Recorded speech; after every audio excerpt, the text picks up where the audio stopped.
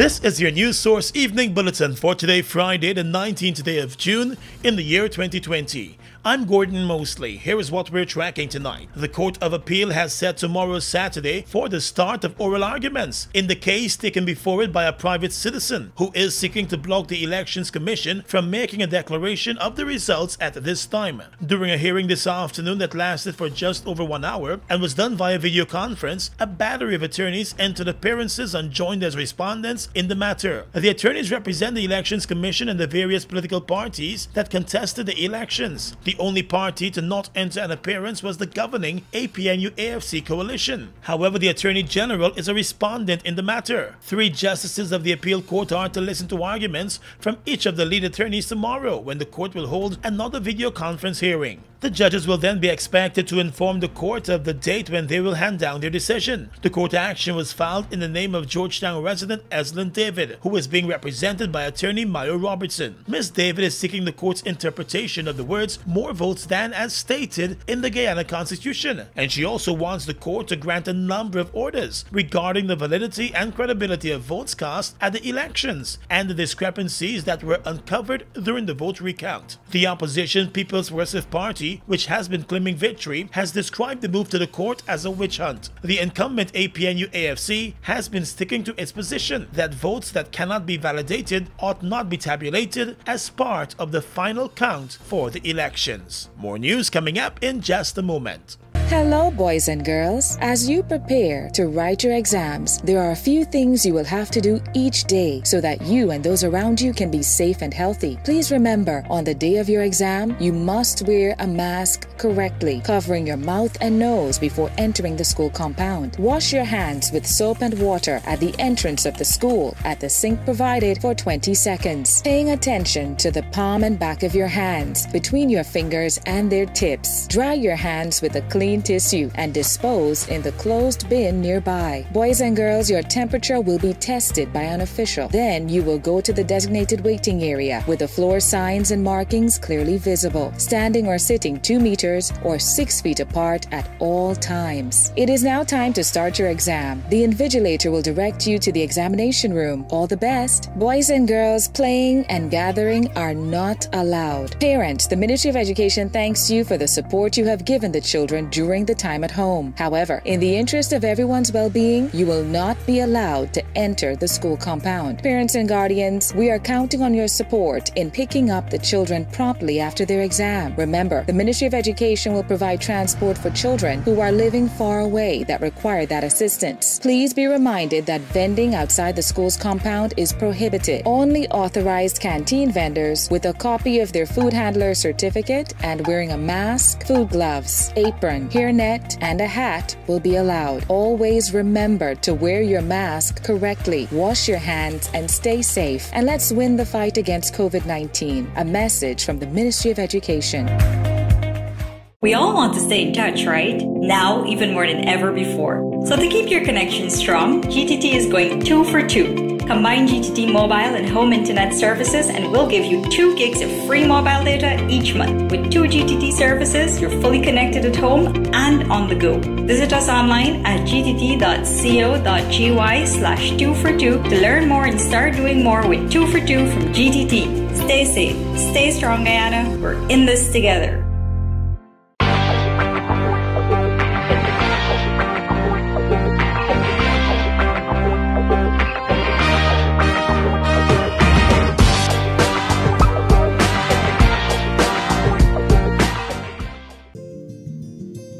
GBTI is your Guyanese bank, a bank that understands every customer's unique needs, opportunities, challenges, and financial concerns. At GBTI, we see you for you. Whether you're buying a new home or car, planning your next vacation or retirement, saving for your child's future, or whether you're ready to take that bold step of investing in your dream business idea, we are with you every step of the way. We hear your stories and watch you focus on your dreams as we share your aspirations. We are more than just banking. We are a family. We are part of your community. Our commitment extends way beyond the walls of our branches and is demonstrated every day in the opportunities we provide to our individual and business customers. the support, time, and commitment we give back to communities across Guyana to help improve the lives of our Guyanese families. Because we see Guyana through your eyes. The following is an important message from the Ministry of Public Health. You can prevent the spread of the COVID-19 virus. If you have the following symptoms: coughing, fever, or difficulty breathing, please stay home. If you don't have these symptoms, then practice social distancing. Avoid crowds. When in a group, keep a distance of at least 3 feet between yourself and other persons. Please wash your hands with soap regularly or use hand sanitizers. The Ministry of Public Health has a hotline to provide information on the coronavirus. Members of the public can call 227-4986 or 624-3067. Welcome back. The attorney representing the applicant in the case against the Guyana Elections Commission and its declaration wants the Court of Appeal to establish the issue of validity of votes. Attorney Mayo Robertson, who will argue the matter on behalf of Sophia resident Eslyn David, told News Source this afternoon that the case is one of national importance and ought not be seen as any partisan matter. I think all Guyanese want a fair election. And there are always going to be losers, and losers are usually not very happy, but it's easier to deal with a loss when one understands that the rules of the game were fair, everybody played by the rules, and whoever turns out to be victorious won by playing fairly by the rules. And that's what we're trying to get for all Guyanese. It's not a partisan thing. It's an issue of fairness. Mr. Robertson explained that he believes the Court of Appeal has full jurisdiction to hear the matter and will also address the matter in an expeditious manner. He said those were among the reasons why he took the case directly to the Court of Appeal and not one of the lower courts. The applicant in the matter has raised the issue of the validity of votes. So essentially we're getting the court to look at all the circumstances and say to us whether or not counting the votes means simply counting votes or counting valid votes. We believe the word valid is important and is actually used in the Representation of the People Act. Section 96 of that act, which vests in the Chief Election Officer the responsibility to count votes, specifically says valid votes. And we want to make sure that the votes are valid. And on the issue of whether the matters that his client has taken before the court ought to be part of an election petition after the declaration, the attorney said he does not believe that should be the case. He said he's of the view that the electoral laws in Guyana rest responsibility at different stages of the game on different people, and that also addresses the issue of the validity of votes. Mr. Robertson said from all appearances the Elections Commission was moving to declare results that did not take into account any of the irregularities uncovered during the recount. We brought the case in the first place because it seems that we had reached a point where what we considered clear and convincing evidence of irregularities were in the public domain, but it appears that we were heading in a direction where there was going to be an attempt to have the votes counted without extracting those votes that were tainted by irregularity. The Elections Commission was preparing to deal with the declaration of the results when the Chief Elections Officer was halted from presenting his report to the Commission after the court action was filed. The matter will be heard tomorrow.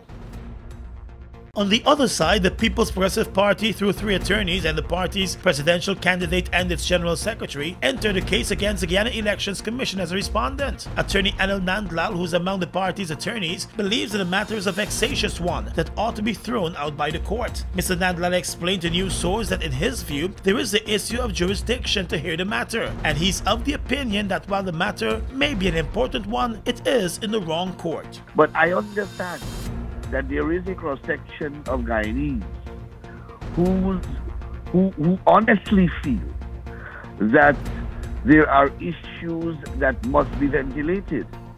I appreciate that, and I'm not insensitive to that. But the law is the law, and the law provides a forum and a place and a stage where those issues are to be ventilated. What, in my view, has been done here, as I have expressed before, is completely wrong. You can't dress up a matter to look like, as in order to fit it into a special jurisdiction that the court has created. The court has created also a specific jurisdiction to deal with the type of allegation that the lawyer wants to canvass. Nandlal said he understands why the court is proceeding with hearing the matter, since it is in the public's interest, and therefore the judges would want to ensure a fair hearing. But he also expects the court to dismiss the matter. So I have no doubt that the court wants to dismiss this matter, and I have every hope that it will do so that GCOM can determine the matter quickly. Mr. Nandlal said the legal procedures to ventilate the matters should be followed, and that would take everything being taken before the Court of Appeal right now into an election petition. But I'm not at all ignoring the seriousness that some people are placing on the allegation. And they have a right to have those allegations and those contentions of theirs ventilated by a court.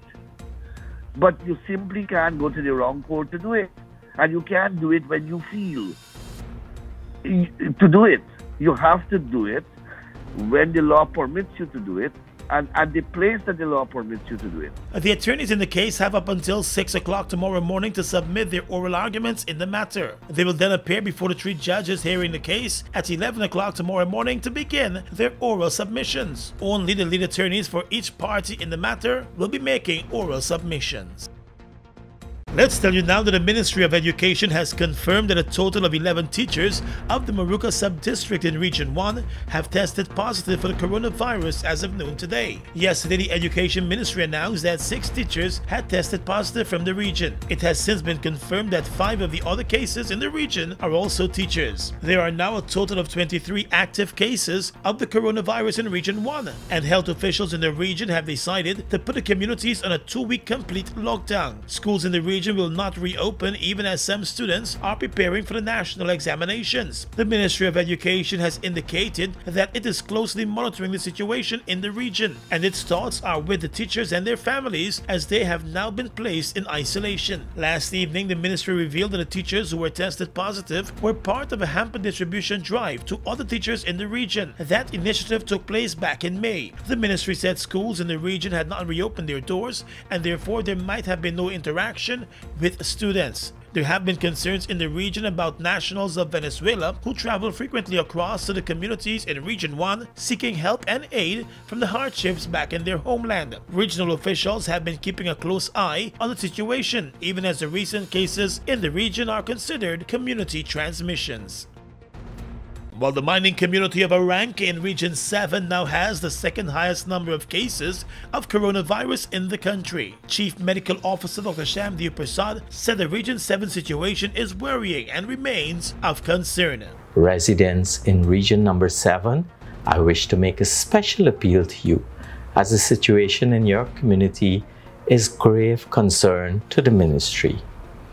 The Cuyuni-Mazaruni region, notably Aranque, has the second highest number of confirmed cases. It's a mining community, which means that there is constant movement in and out of the area. This makes it extremely vulnerable for the disease to spread. Dr. Prasad again cautioned Region 7 residents against self-medicating and encouraged them once tested positive to ensure they remain at the isolation facility in the region. Unless you, the residents in this area, wish to see an alarming spike in the number of positive cases and even deaths, I plead with you to act responsibly. Once you are positive, you must go to an isolation facility which must be manned by the relevant and competent health workers. While there have been no new cases over the past 24 hours in the country, there are still 69 active cases, with the majority of those cases being men. The Ministry of Public Health has revealed that men between the ages of 20 and 29 are the most affected in Guyana by the coronavirus. The Minister of Public Health has withdrawn an initial order to relax non-curfew measures in Regions 5 and 8 because those regions have no cases of the coronavirus. In a statement today, the Department of Public Information said the two regions will now remain on the curfew and continue to follow the health guidelines and other systems in place to fight the coronavirus. 3 days ago, Guyana started a 6-phase reopening of the country that will continue right into the month of August. While the curfew measures continue to be in place, a number of businesses are now being allowed to open their doors, but with strict guidelines. Citizens are still being encouraged to stay home and to wear a mask in cases when they venture outside. Several Guyanese students in Trinidad and Tobago were left behind today after they were not allowed to board the repatriation flight home. News source understands that the airline was booked out for the flight, and then there was reportedly a mix-up with those who got the clearance to return home. One of the students explained to news source that they got clearance at 7 o'clock last evening for a flight that was leaving at 9 o'clock this morning, and there was a rush to get their tickets. For the students to be granted clearance to come home, it meant that they would have satisfied all of the requirements, including the completion of the coronavirus test. The Ministry of Foreign Affairs has been informed of the issue and is currently making moves to address it urgently. Over 140 persons arrived today on repatriation flights from Trinidad and Tobago and Barbados. Many of those persons were students. Across the region is coming up next. They've made a positive impact on the heavy-duty transportation industry in Guyana since they've arrived. Guyanese are amazed at their power, durability, efficiency, and superior handling capabilities. These are brand new trucks, manufactured in partnership with German, Italian, and French companies. They have a powerful reputation for operating under very adverse Guyanese conditions and come with full after-sales service and spare parts. They're the most sought-after trucks today, with over 500 units in Guyana, and they're available in over 100 countries, including South America and the Caribbean. Be smart. Buy brand new ST Howo trucks today. Call 608-4998 and arrange for an inspection at ST Truck Guyana Incorporated, Block B, Public Road, Covenant, East Bank, Demerara. We are legions of men standing strong, but never too proud to stoop and help someone. We must send a clear signal to all. Do right. Walk in upright ways. Knowing that's what being a man is all about, and ever aware that things will only get worse when good men do nothing. Stand strong, be the one to live right.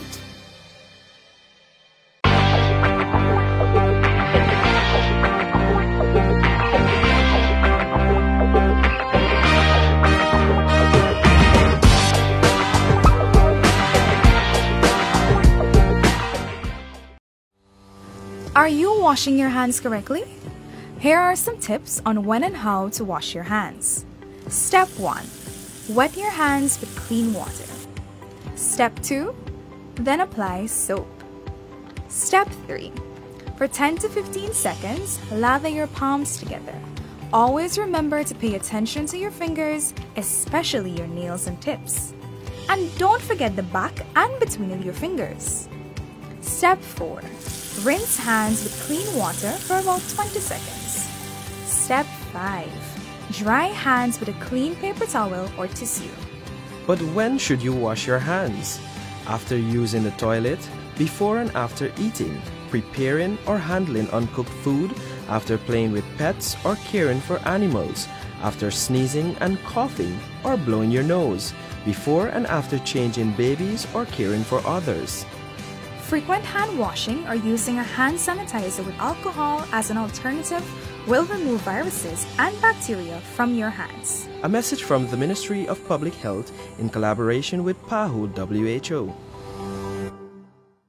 Across the region right now, the acting Secretary General of the Caribbean Tourism Organization, Neil Walters, believes that tourism in the region and the rest of the world will be considerably different as countries begin to reopen their borders to international traffic following the forced closures occasioned by the onset of the coronavirus. Walters predicts closer alignment of tourism and health functions as destinations seek to reassure potential visitors that their health, safety, and well-being are being taken seriously. The Caribbean tourism official said the virus, in addition to pausing in tourism activity, hurting Caribbean economies and disrupting lives, also allowed Caribbean countries to retrain workers across the tourism sector and improve the product.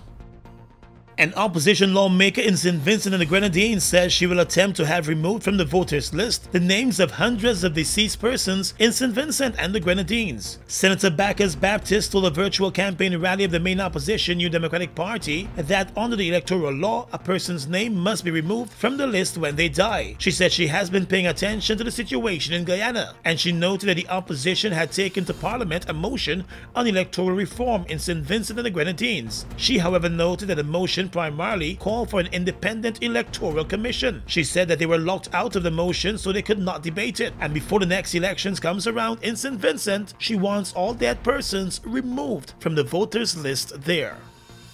And finally tonight, international news. India has vowed to defend its border with military force if necessary after 20 of its soldiers were killed in violence with Chinese troops on Monday. Prime Minister Narendra Modi says no foreign soldiers are inside Indian borders and no territory has been lost. China has not released any information about its casualties since the clashes at the disputed Himalayan border. The two nuclear powers accuse each other of crossing the poorly demarcated border and provoking the fight. India has said that both sides suffered losses during the fighting in the Galwan Valley in Ladakh. And that's your News Source Evening Bulletin for tonight. I'm Gordon Mosley, wishing you a pleasant weekend.